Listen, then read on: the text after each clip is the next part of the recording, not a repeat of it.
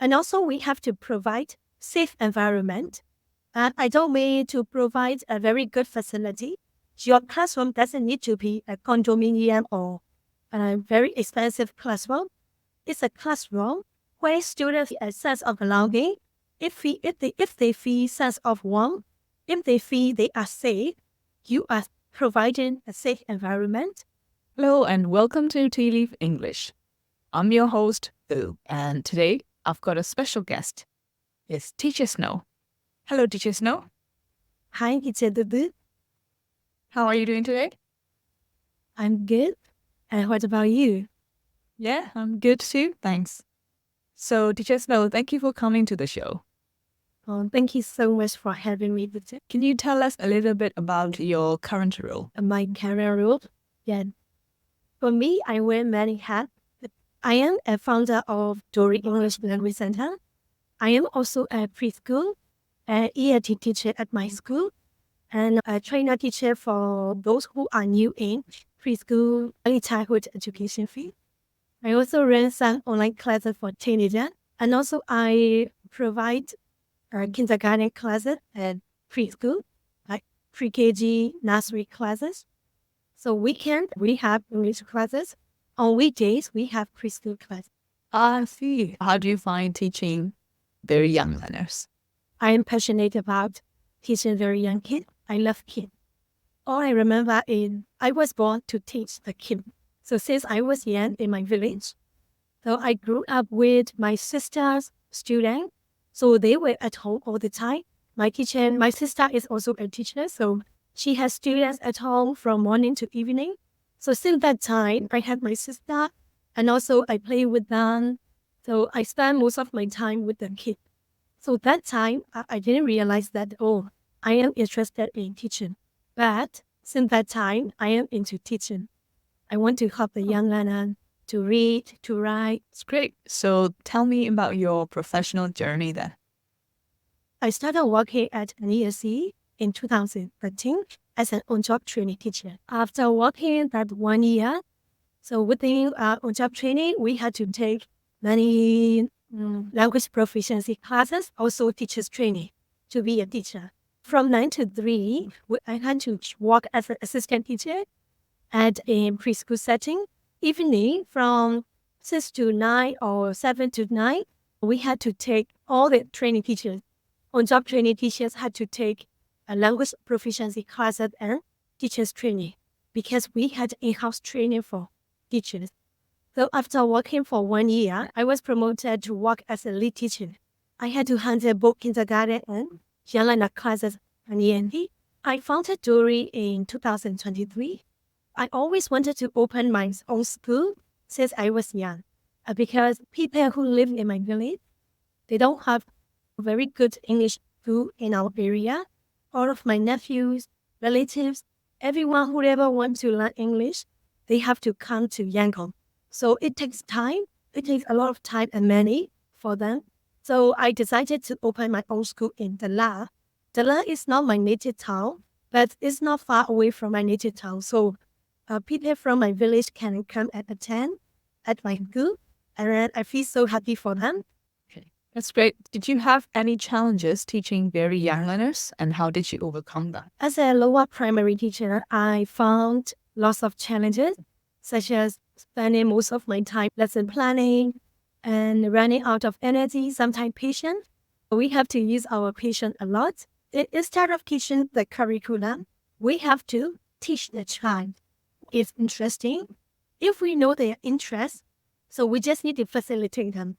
For example, before that, we wanted to teach transportation. We wanted to go with same topic.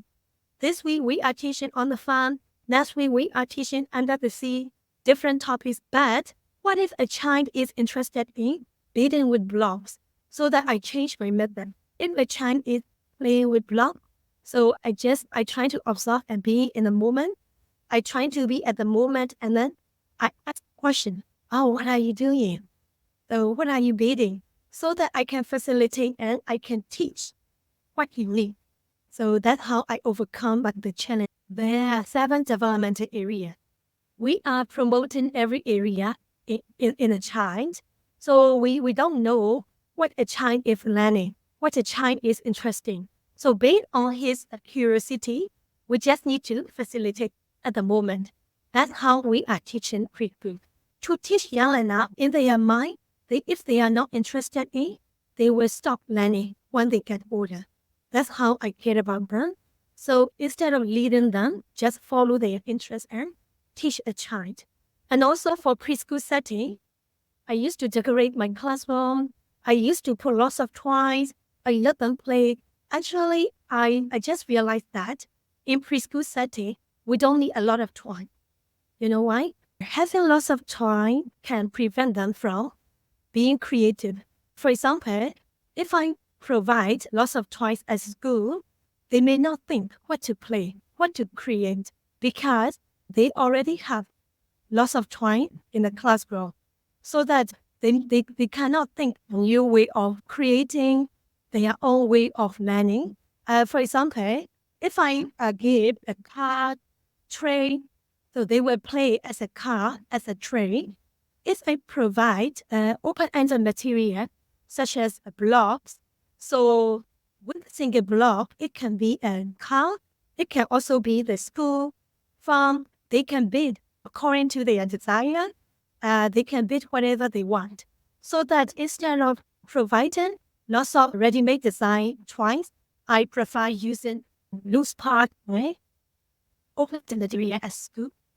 After providing blocks and toys, do you also facilitate their learning through conversation or dialogue? Yes, I do. That's how we are observing and facilitating the child. Whenever they are interested in, they may answer it. Also, learning is happening at the time. So whenever they are playing, we just need to facilitate, just show them, ask questions for their language and communication skill. Imagine we're in the classroom or you're with a child now. Can you demonstrate us how you can do that? Yeah, let's say a child is a block. If we have to teach something related to the block, we just need to facilitate. Oh, Tata, what are you doing now? When he says school, so we have to build the sentence. Oh, you are building a school. So instead of teaching one vocabulary school, oh, you are building a school. And for example, you are building a hub. And also, we wanted to teach the rooms inside of the hubs, parts of the hub. He is building with the block at the time. We can facilitate them like this. Oh, Tata, how many rooms do you have in your house? When he said 2 rooms, oh, really? What room is it? Who lives in this room? What can you do in this room? That's the way we can promote literacy and language skill. Instead of asking room 1, room 2, what room is it? We are demonstrating how to say in English, right? What can you do in kitchen? I can cook. For example, I can watch TV in the living room. So that's the way students can mimic us. They can create their own sentence. They can understand the world around them. That's interesting. So by asking lots of questions and listening to them and facilitating, students are learning. And so your role in that sense is to facilitate the learning in the classroom.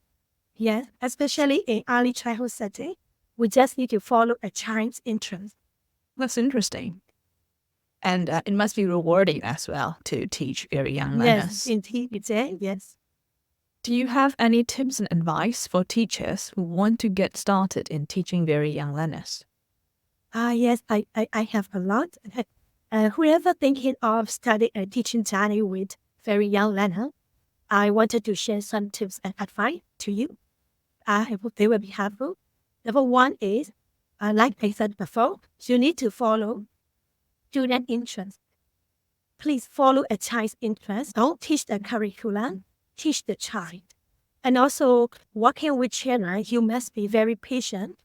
Understanding a child and being patient, the key when it comes to them very young. And also, we have to provide safe environment. And I don't mean to provide a very good facility. Your classroom doesn't need to be a condominium or a very expensive classroom. It's a classroom where students feel a sense of belonging. If they feel sense of warmth, if they feel they are safe, you are providing a safe environment. And also, as a young learner teacher, we have to be creative as well.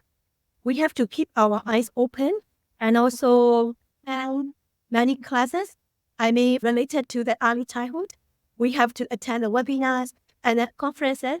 And also, yes, you have to keep going for your CBD so that you can apply it in your classroom. And also, by attending these webinars, you can also meet different teachers from different backgrounds so that you can learn from each other, because individual and group are really different. If we can learn from our teachers, that'll be better, I think. And also, to teach preschooler and very young learner, you need to reduce paperwork, and less is more. We have to bear in mind that less is more. The more we are present at the moment, the more we can focus on the child, the more we can observe a child, the more we understand a child, the more we know that the child is interested in the lesson or not. You have to know that that child is learning. Sounds like a lot of useful tips and advice. Thank you, Teacher Snow. Do you also have final tips for parents who want to know about helping very young learners at home as well? According to my experience, I also want to share some parents spending time with your child is the best way of investing and loving your child, because sometimes parents want their child to be the best one, right? Sometimes we tend to forget that spending time together is the best one. Being in the moment, having a quality time, maybe doing some activities, what your child is interested in. I think it's the best way. Sometimes parents want to teach the lesson ahead before they send their child to preschool. Instead of doing that one, just spend time with your child. You can also teach how to behave well, like saying sorry or say thank you, like basic rules, so that when your child is attending at school, that'll be easier for teachers to communicate with them instead of teaching lesson in advance. I just want parents to say that spend more time with your kid, have a quality time. Thank you. That's very useful advice, I think. So, Teacher Snow, do you have any other things to add to the tips? For me, I really love being an early childhood teacher. I also want to share all of the useful tips for those who are interested in working with kids. And also, I don't want teachers to give up easily if they encounter the difficulties and challenges with working with kids. So all I want to say is, if we understand a kid, so it's really not very difficult to teach very young learners. So that trying to find a connection with preschool teachers or build a network with them, share your ideas, difficulties with them, talk to them, so that you feel relaxed or you will be more encouraged to keep on going. That's great. Thank you, Teacher Snow. And I Thank think you, our Teacher listeners will find your tips very useful. So yeah, thank you for coming to the show. And I hope to see you again soon. Hope to see you soon, teacher. Bye-bye. This is Tea Leaf English, where we brew knowledge, sip inspiration, and connect with a vibrant community of professionals. Happy learning!